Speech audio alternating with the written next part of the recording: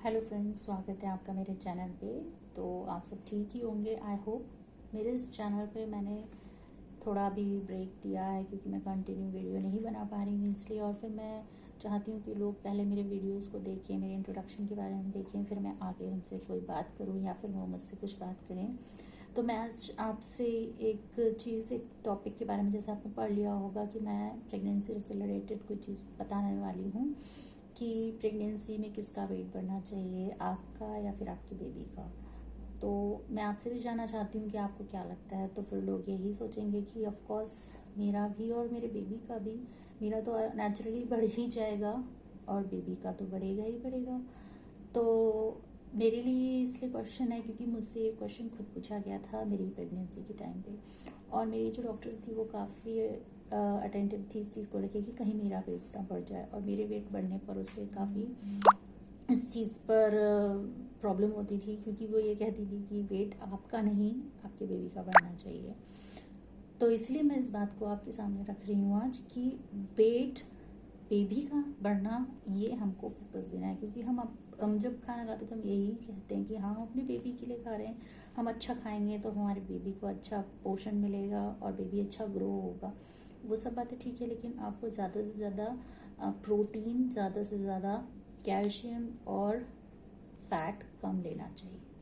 तो आपको यदि कोई प्रॉब्लम नहीं है, मेरे ख्याल से जब आपकी प्रेगनेंसी स्टार्ट हुई और आपको कोई भी प्रॉब्लम नहीं है, तो आप हर एक चीज़ को काफ़ी अच्छे से, और आपकी डाइट अच्छी, आपको कोई वॉमिटिंग नहीं है, आपको कोई ऐसी सेंसेशन नहीं है, फीलिंग नहीं है, अगर आपकी प्रेगनेंसी बहुत हेल्दी है शुरुआत से, आपको किसी चीज़ में प्रॉब्लम ही नहीं हो रही, तो आप और अच्छे से खाने लगते हैं। ये मुझे खुद पता है। जब मेरी स्टार्टिंग हुई थी तो मैं काफ़ी अच्छे से खाने लगी थी, लेकिन जब वॉमिटिंग स्टार्ट हुई थी तो फिर मेरा खाना पीना तो स्टॉप नहीं था, मैं जो खाती थी वही बाहर आ जाता था। बस इतना प्रॉब्लम था कि खाने में मुझे दिक्कत नहीं थी, पर जो खाता थे वो सारा आउट हो जाता था। तो कुछ महीने ऐसे ही चलता रहा।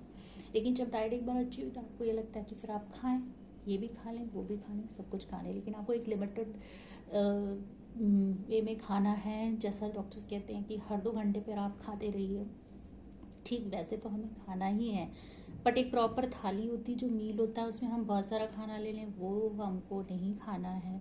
और मेरे ब्रेकफास्ट के पराठे तक हट गए थे, क्योंकि मुझे बहुत ज़्यादा कंट्रोल के लिए कहा गया था कि मुझे कोई बीमारी नहीं थी। हाँ, मुझे थायराइड था। थायराइड के चक्कर में डॉक्टर ने मुझे शुगर के लिए बिल्कुल भी मना कर दिया था। तो मैंने पूरी प्रेगनेंसी विदाउट शुगर ली है, यानी कोई चॉकलेट नहीं, कुछ नहीं।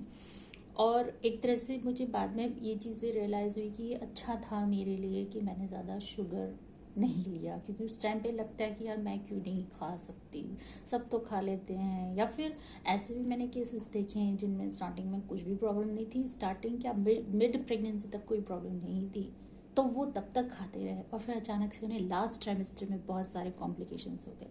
जो हुए थे उनकी हाई शुगर हो गई, हाई बीपी हो गया। तो वो सब चीज़ें क्यों हुई? अगर आप स्टार्टिंग से अपनी डाइट का ध्यान रखते, अगर आपको कुछ नहीं भी है तो भी आपको हर एक चीज़ को लिमिटेड वे में खाना है। ऐसा नहीं कि आप दिन रात चॉकलेट खा रहे हैं क्योंकि आपको क्रेविंग हो रही है, आपको क्रेविंग है मीठा खाने की तो आप खा रहे हैं। नहीं, आपको वो चीज़ें स्टॉप करनी है, क्योंकि वो चीज़ें स्टार्टिंग में नहीं आपको परेशान करेंगी, पर आपके लास्ट ट्राइमेस्टर में काफ़ी कुछ परेशान करेंगी।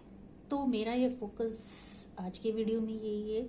जो लेडीज़ सोच रही हैं कि हमारा वेट तो बढ़ेगा ही बढ़ेगा, तो आप उसको कंट्रोल भी कर सकती हैं। मेरे लिए रिस्ट्रिक्शन था कि मैं 2 रोटी से ज़्यादा नहीं खा सकती हूँ, तो मैं प्रेगनेंसी में सिर्फ 2 रोटी खाती थी। चावल कम, बहुत कम खाना है, मीठा नहीं खाना है। तो इन द सीज़न जब मैं ठंड आई, गाजर का हलवा हुआ, ये हुआ, तो मुझे वो सब चीज़ें अवॉइड करिए। घी तेल आपको ज़्यादा नहीं खाना है, इवन घी नहीं खाना है, फैट नहीं खाना है। तो वो सब चीज़ें मुझे भी मिसिंग लगती थी, तो मुझे लगता था ऐसे कैसे होगा, बट मैंने किया, वो सारी चीज़ें की। इवन लास्ट प्रेगनेंसी में आप एक डाइट चार्ट बना के डॉक्टर ने मुझे दिया कि इसी के अकॉर्डिंग आपको खाना है, इसके अलावा और कुछ नहीं खाना है। तो वो सारी चीज़ें प्रॉपरली मैंने फॉलो करी। तो यही मैं चाह रही हूँ कि जो चीज़ें कई लोगों को पता ही नहीं होता है प्रेगनेंसी में कि क्या खा लेना और क्या नहीं खा लेना, या फिर लगता है डॉक्टर ने तो हमें मना ही नहीं किया, तो फिर हम क्यों किसी की सुने, बट वो चीज़ें बाद में क्रिएट होने लगती हैं। तो आप थोड़ी अगर नॉलेज लेना चाहते हैं प्रेगनेंसी के बारे में, एक हेल्दी प्रेगनेंसी कैसी होनी चाहिए, तो वो भी यही है कि आप हर एक चीज़ को लिमिटेड वे में खाएं। फिर एक बार आपका शुगर स्पाइक हाई चला जाएगा, वो आपको बेबी होने के बाद भी आपका शुगर लेवल कभी भी हाई हो सकता है, आप हाई बीपी के प्रॉब्लम से जूझ सकते हैं आगे भी। तो वो चीज़ों को मैनेज करता है जब आप अगर शुरू से इस बात की अवेयरनेस आप में रहे कि आपकी प्रेगनेंसी कैसी चलनी चाहिए। तो मैं अभी तक यही एडवाइस देती हूँ उन लोगों को भी जो थोड़ा सा, आजकल लोग लेट प्रेगनेंसी भी करते हैं, तो एज वाइज भी चीज़ें आपकी मैटर कर जाती हैं। लेट बेबीज़ हो रहे हैं जिनके, और या फिर नहीं भी हो रहे हैं, तो आजकल के समय में मालूम है कि बीमारियाँ वैसे ही लोगों को लग रही हैं। फिर प्रेगनेंसी के टाइम पे अपने आप पर ध्यान देना, ये सारी चीज़ें बहुत इंपॉर्टेंट है। और आजकल तो वैसे ही लोग बिना किसी उसके वेट गेन हो रहे हैं और डाइट में अपना बहुत कंट्रोल कर रहे हैं, एक्सरसाइज कर रहे हैं। तो प्रेगनेंसी के टाइम भी आप एक्सरसाइज करते हैं, वॉक करते हैं आप 30 minutes morning and evening, and आप साथ में डाइट की भी बहुत ज़्यादा ज़रूरत है आपको, कि आप उसको ध्यान में रखकर अपने आप में फिट रहें। ऐसा नहीं कि आप दिन भर सो रहे हैं तो सो ही रहें, आप नॉर्मल व्यक्ति की तरह बिहेव करें। और आपके अंदर जो बेबी है उसको सिर्फ प्रोटीन ज़्यादा चाहिए और सारे विटामिन चाहिए, फैट्स उतने नहीं चाहिए जितने कि हम खा लेते हैं, कि हम बाहर का भी खा लेते हैं, घर में भी बहुत ज़्यादा घी पराठों में लगा के खा लेते हैं, ब्रेड बटर खा लेते हैं, उन सब की ज़रूरत नहीं है। आप वीट खाइए सिर्फ, और मल्टीग्रेन लीजिए, आप 2 चपाती खाइए, फिर आपको भूख लगेगी आप फिर खा लीजिए, लेकिन हैव अ ब्रेक कर करके लीजिए। मीठा जितना अवॉइड कर सकते हैं उतना करिए, और अगर नहीं कर सकते हैं तो मीठे के क्रेविंग्स को ज़्यादा हो रही है तो उसके लिए चेंज करें, कुछ जैगरी में लें या कुछ अलग चीज़ों का मिठास आप लें। मैंने शुगर फ्री ही लिया था all the way of the pregnancy, मैंने नहीं लिया था कुछ भी शुगर का। स्टार्टिंग में मैं भी शुगर ले रही थी, लेकिन आफ्टर द फर्स्ट सेमेस्टर मुझे मना कर दिया गया था, और उसके बाद मैंने लास्ट के 6 मंथ नहीं लिया था।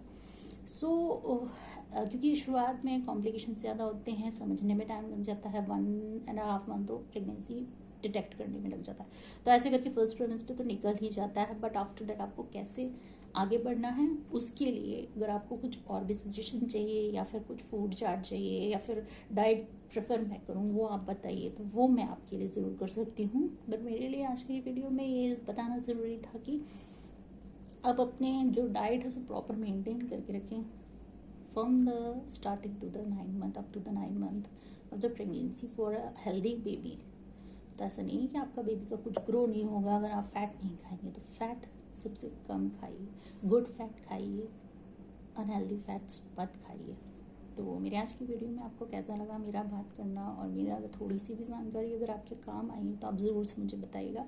फिर मिलते हैं नेक्स्ट वीडियो में। Thanks for watching me.